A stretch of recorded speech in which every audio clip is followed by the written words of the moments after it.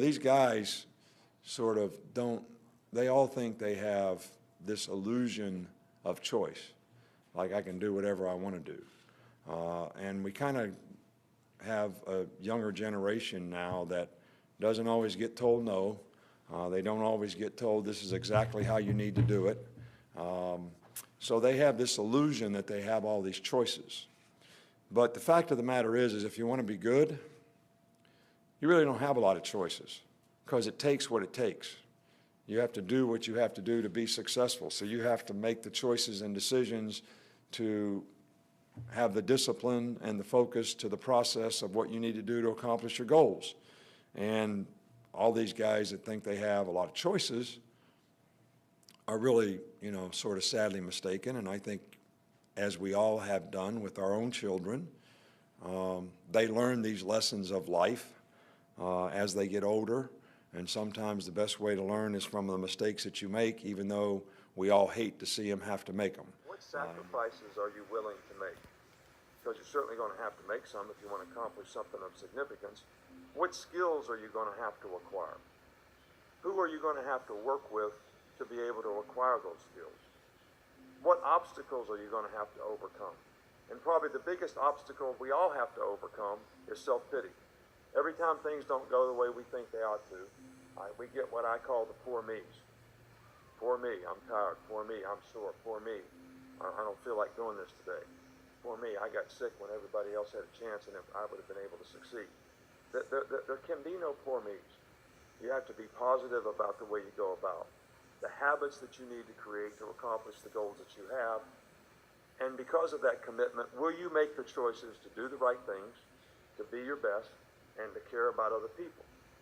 Those are the things that I think are going to be very, very important. So, but glad to be here. But if you say that to yourself, I went out on the practice field many days, Derrick Henry, every day in stretch. I'd walk by him, he'd say, "Glad to be here, Coach." But when you say that to yourself, sometimes when you're feeling a little blue, or you're down, or you got some bad news about something, it makes you think of the gratitude that you should have for having the opportunity to be where you're at. So being where your feet are, right here, right now, today, it's all you can control. So you need to take a positive approach to it, what you want to do. You're going to reap what you sow. And it's going to take a tremendous amount of perseverance in your organization to have that team to be successful. There's a commercial out there about Michael Jordan where, he's in a limo and he's driving to a game and they say he's taken 26 game-winning shots and missed. He's been in 384 NBA basketball games and lost. You think he's winning all the time. And he's taken 2,692 shots and missed. And then he opens the door to the car and walks in the stadium and says, "But because I fail is why I succeed." So failure is nothing but an opportunity to learn and grow and get better at what you do. Because if you can't overcome adversity in your organization, just like us losing to Ole Miss this year, we got criticized, we got killed, unbelievable. But it was all about, my statement to the team was, how are you going to respond to a loss? How are you going to respond to a loss? There can be no great victories in life without tremendous adversity. In 1981 or 2, whenever I was at Ohio State, we were going to play Michigan, and Woody Hayes was still alive. And we had a senior tackle, and we played at Michigan, and they were number 1 in the country, and we were 17-point underdogs. We had lost a couple games to some good teams, but we still lost a couple games. Too many at Ohio State. We're getting criticized a lot. But Woody wasn't the coach, Earl Bruce was. But he came and spoke at the senior tackle. We had a horrible week of practice. Everybody was negative because they were getting criticized, and when people get criticized, everybody starts doing this, pointing the fingers at the other guy. It's not my fault. It's his fault. All right, so there was a lot of that going on. So things were not good. And I'm thinking we're going to really get beat badly by this team that we're going up there and play. At Michigan, 105,000 people, snowing, cold, 17-point underdogs, all this negativism on our team. Woody comes to the senior tackle. He makes the statement, there can be no great victories in life without tremendous adversity. He equates us going to play Michigan at Michigan, being underdogs and all this bad weather and all this negativism that we're dealing with, to the war in the Pacific, which is the greatest military victory of all time. Because of Pearl Harbor, what we had to overcome. So he gives this speech, and we go, and the whole attitude of the whole team went from fear of failure to what an opportunity we have to create something of significance by going up there and winning this game.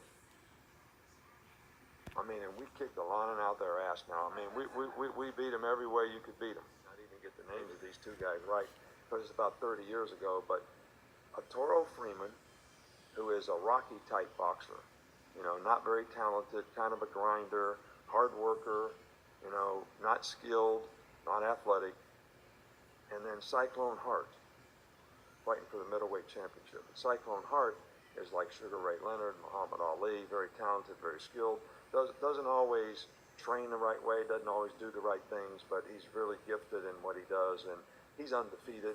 The other guy's a grinder, he's lost a couple, Arturo Freeman. So these guys fight for the championship. And Cyclone Hart wore him out for the first 4 rounds of the fight. It was unbelievable because he hadn't trained, he couldn't sustain. All right, so the grinder, Arturo Freeman, keeps grinding, all right, punching, and eventually wins the fight. So crushed Cyclone Hart, who was a big favorite. I had the opportunity to be the middleweight champ and didn't take advantage of it. So they go in the locker room, and there was only a curtain between the press and where Cyclone Hart was. And in the press conference, Arturo Freeman makes the statement that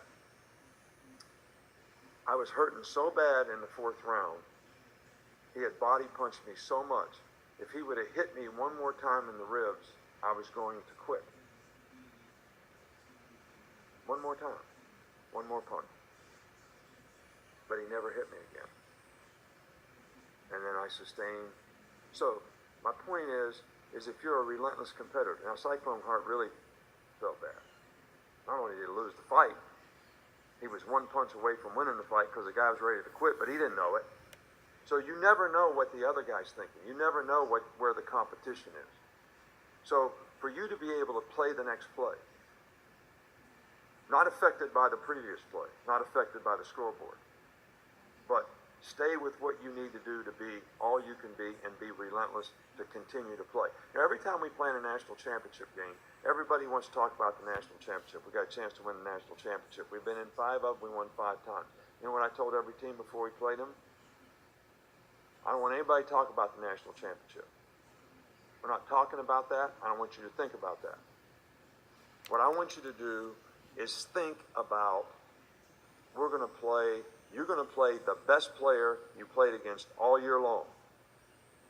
And you need to go play against that guy for 60 minutes in the game. And that's what you need to focus on, and that's what you need to prepare for. What do I need to do to dominate the competition, which is the best I played against all year? So let's go practice, and let's go play and get ready to do that against the best we played against all year. Not thinking about the result, but thinking about what do I have to do to get the result. And that's something that I think is really, really important in terms of being a relentless competitor on the team. But with every thank you goes an IOU.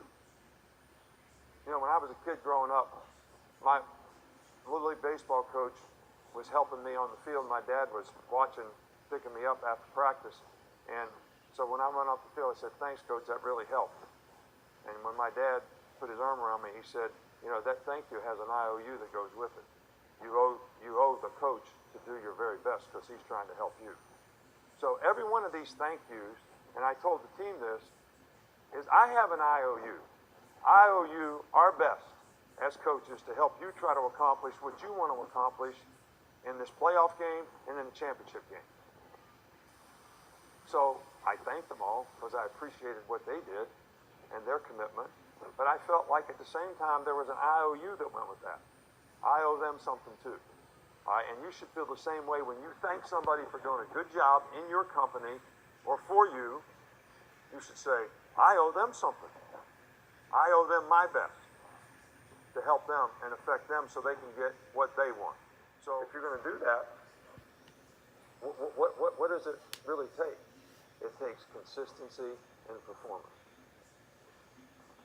So what holds us all back from doing that?